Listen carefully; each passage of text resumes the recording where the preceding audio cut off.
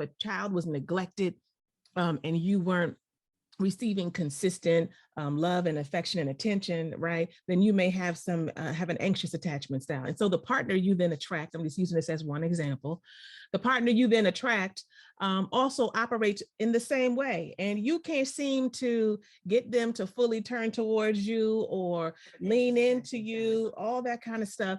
And it mimics the relationship you have with your parent.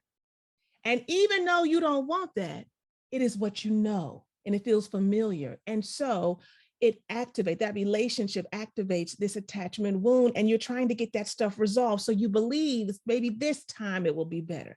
This time, this go round is going to get to another level, because you're still trying to work out some of your childhood stuff when you really need to let that go. You need to let that person go, that relationship go, the habits and patterns that you have go, and start to move and operate differently. But when our attachment wounds are activated, man, we're just kind of in a mode of like, this is how you were with your mama, this is how you were with your daddy. And so you kind of believe that, relationships be like this, because that's the primary relationships you have. And so it can be really, really difficult. And I will say this, again, if you want to learn more about attachment styles, go Google it, go on Blam University for our members. But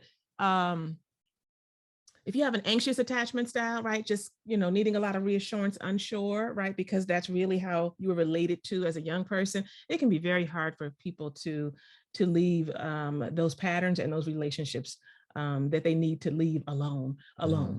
It can be very difficult because it creates a lot of anxiety. So you may have just a tremendous amount of difficulty. But the first step is knowing. The first step is knowing, so that you can start to say, Lord have mercy, how do I get out of this situation and stop, operating in fantasy world and get real about what's going on in my life and what I want.